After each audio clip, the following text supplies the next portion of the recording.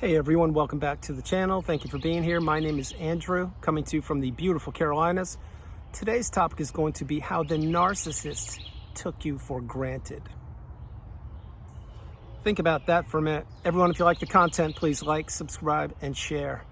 So taking people for granted, what does that mean? That means when you just assume that somebody is going to be there or do something, you take them for granted. You don't really value them, and you just believe that they're going to do what you want them to do. And when you take someone for granted, you better beware, because when that happens, this relationship that you were a part of, if you're taking someone for granted or if someone's taking you for granted, that's not good. It needs to be mended or healed, or one of the two parties, i.e. you, needs to be removed from that relationship. And that's what the narcissist wanted to do. They wanted to take you for granted.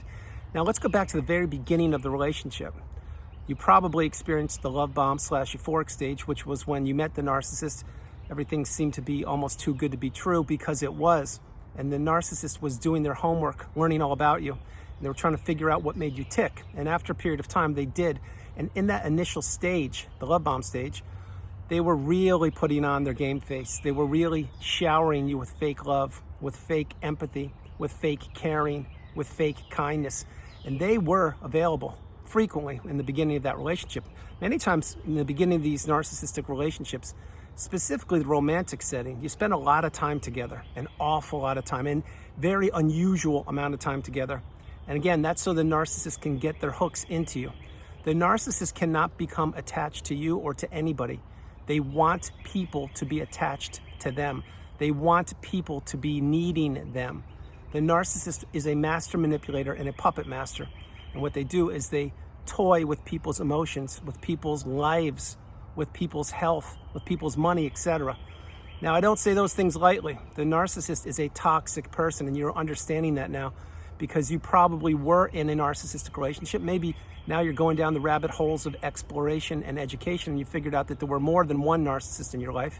Maybe it was your mom, maybe it was your dad, maybe it was your brother, sister, maybe it was a romantic relationship you had years ago. But whatever took you to this point in time with me right here, right now, it catapulted you. And I can assure you there was a relationship that was challenging or toxic. That's why you're in the community, and that's why you're getting the wisdom. And just like me, when you finally broke free and you finally, that relationship ended one way or another, whether you were discarded or you ended it yourself, then you found the needle in a haystack, then you really began to excel on the healing path. You see, the narcissist did not want you to figure out who they are. The narcissist did not want you to see behind the mask. The narcissist did not want you to go no contact and block them and delete them and remove all flying monkeys and people associated with them. You see, the narcissist wanted to keep you stuck. They wanted you pining for them. They wanted you not ever breaking the chains of the devaluation stage or exiting the trauma bond. But you did, or you're doing it, and here you are. And if you didn't, and you are doing it, and you're still tethered to the narcissist, what you should be doing, if you haven't already, is creating an exit plan. Develop an exit plan. Have a period of time when you want to be removed from the relationship and execute it when the time is appropriate. I've helped many, many people do that, and they are now thriving. They are doing the best they possibly can, better than ever expected, because they are no longer in the throes of the narcissistic relationship. But when the narcissist took you for granted in the beginning of that relationship, love bomb / euphoric stage, remember, that's when they did most of the work. That's when they actually had to do something. They had to make an effort to make it seem like they cared about you. Once they knew that they had you hooked, example, you told them you loved them, you told them that you wanted to relocate with them, or you wanted to marry them or have children or go into business or whatever you did, that's when they knew they had you. That's when they began to press on the gas pedal of devaluation.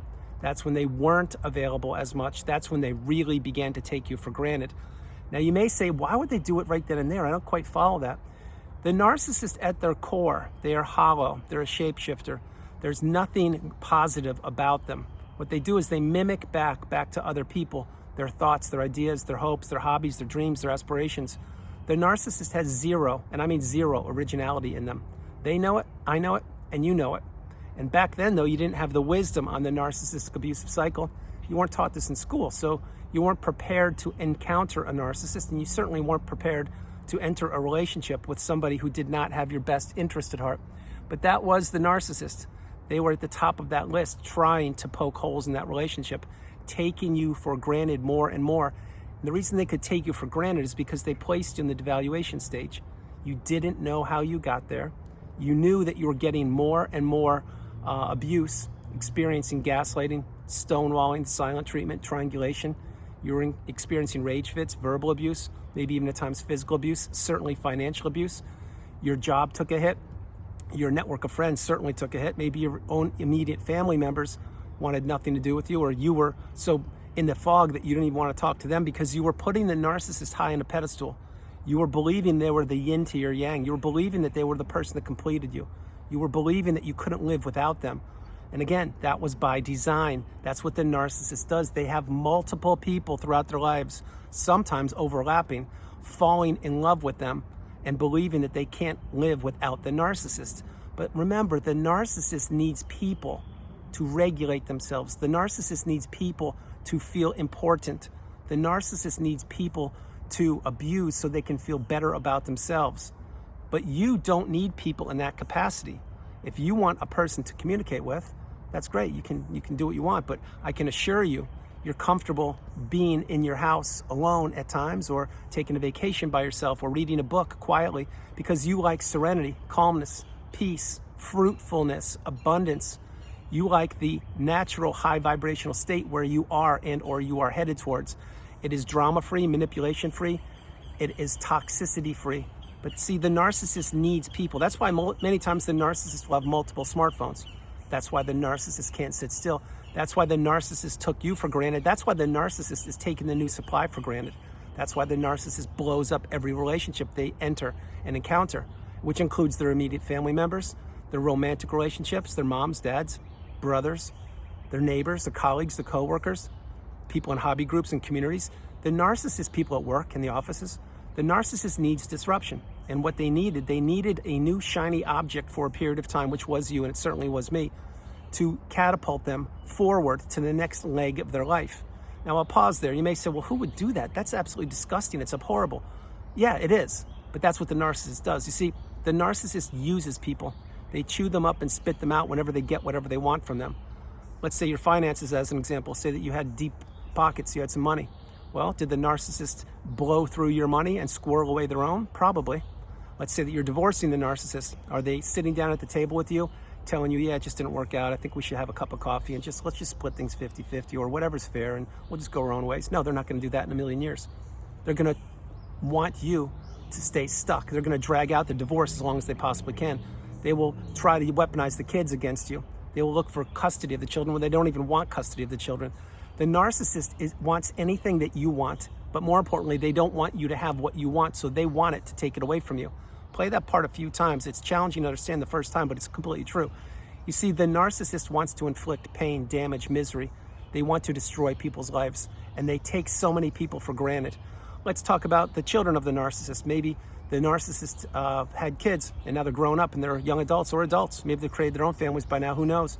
Well, by now, the children of the narcissist, if they didn't turn out to be a narcissist themselves, they perhaps have fallen in love and have kids.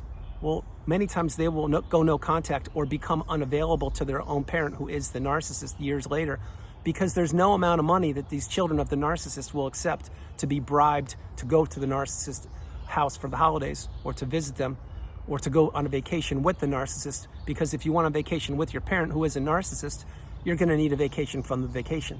It's just the way it works, because the narcissist blows up vacations, birthdays, holidays. They blow up anything they can. Relationships, they blow up. So this is why the narcissist takes people for granted. They always believe that the people that they've had in their lives will be available for them after a period of time, or when the dust has settled, etc.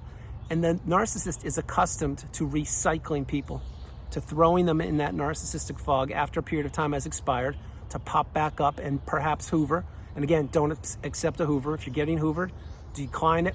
If it's an email, throw it in the bin, erase it, don't even read it. If it's a package left at your doorstep, put it right in the trash. Do not accept a hoover. A hoover will only set you backwards.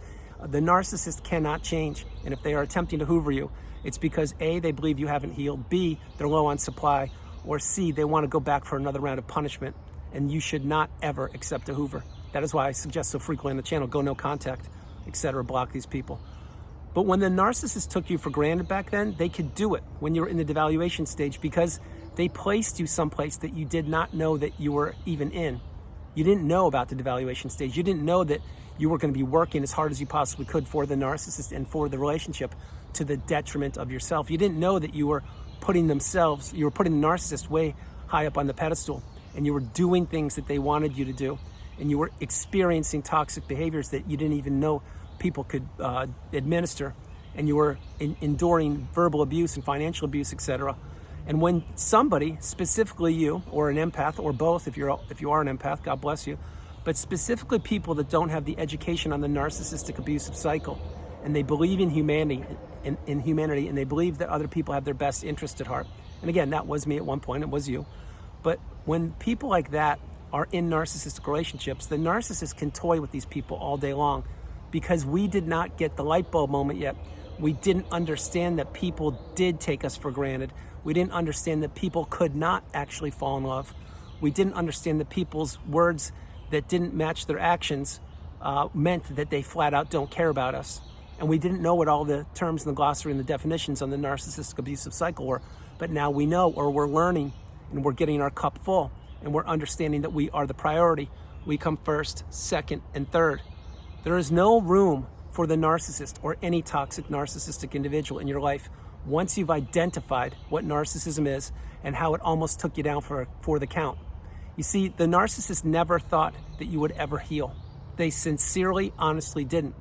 And why I'm saying that is because most likely, most of the former sources of supply of the narcissist that you are thinking of didn't heal. Now that doesn't mean you won't heal. It means that probably back then the education wasn't as prevalent. And back then there weren't as many people understanding what narcissism was and paying it forward. And back then we didn't understand what the word narcissism is. We just thought, oh, that's just my uncle who's got some challenges, or that marriage, the next door neighbors, they're always fighting. It's normal. It's par for the course. Or the fact that the other neighbors, their kids don't come to visit them after they graduate high school or college. They never see their parents again. Oh, that's just normal. It's no big thing. It's not. It's absolutely not. What it screams is there's an issue in the family, and there's an issue with people. Now, if you look around all over you, you will find narcissism left, right, and center. Again, my hope is you are not walking the planet and looking for toxicity. That is certainly not what I do. I have boundaries. I no longer am a people pleaser. I certainly can say no, the strongest word in the English language, and I can decide who I want to spend time with or who I don't. That is what you are doing or about to do. You see, post-narcissistic relationship, after you were taken for granted, you realize that not only does the narcissist, but many other people, they do not have your best interest at heart.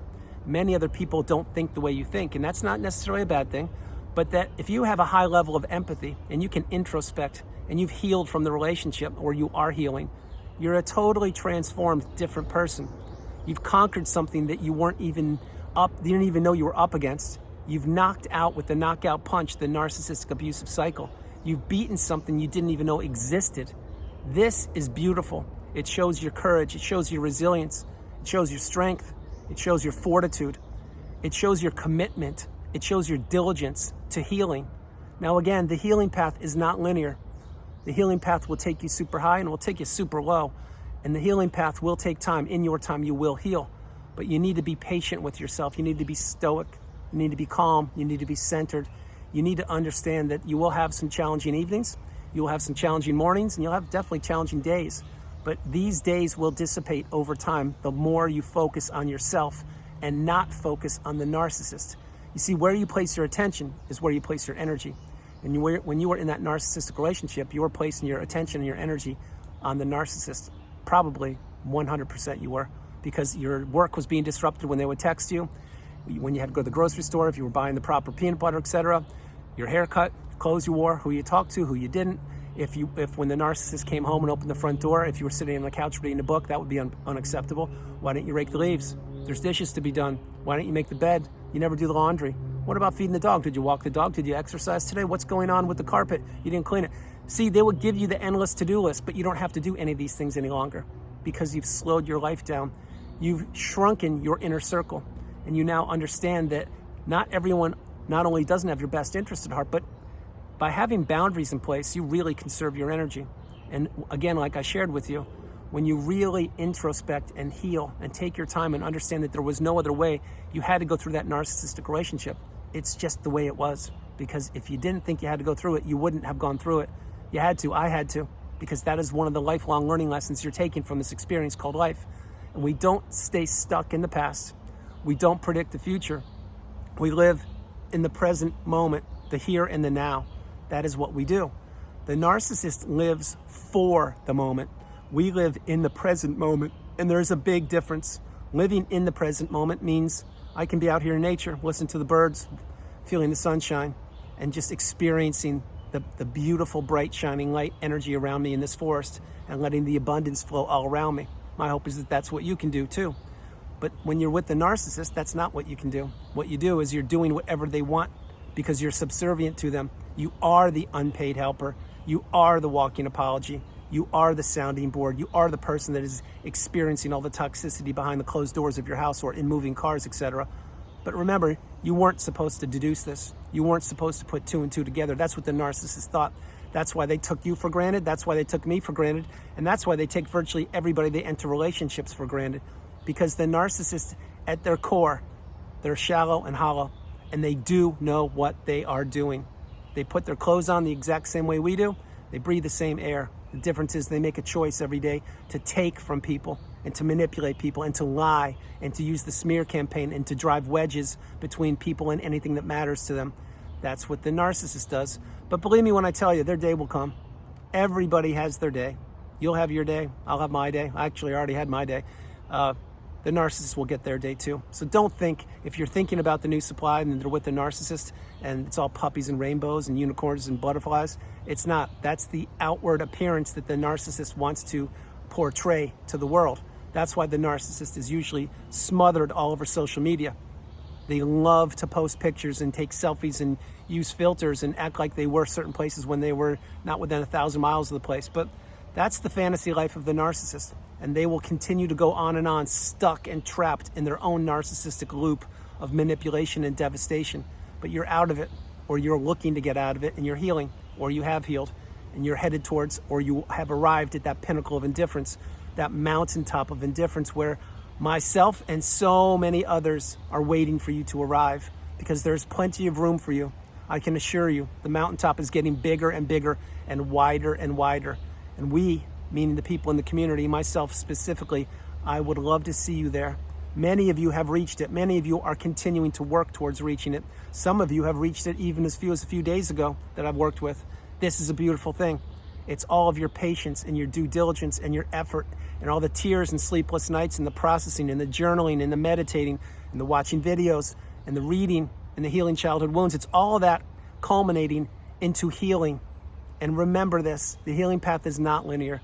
It will take time. It will take a lot of time, but in your time you will heal. That is the fact. If you're giving the narcissist your energy still though, or if you haven't gone no contact, I think the healing path will be a little challenging for you. Again, everybody's healing path is different, but we are all on it, headed in the same direction, simply taking different footsteps. So listen, before I close the video, you shouldn't be taking anybody for granted. I certainly don't. The narcissist will always take people for granted, and you were no different. They took you for granted. They took me for granted. But no longer can they do that because we now have boundaries. We are now healed or well on the healing path. We understand that the narcissist will always stay in that low vibrational quagmire state. You have either now elevated or you are about to elevate into the beautiful, bright, shining light, the abundance where the positive energy exudes. It's higher than the sun and the stars. That is where you are headed or you are. So everyone, that's the video. I hope you liked it. I loved doing it from the beautiful Carolinas. This is Andrew. Namaste.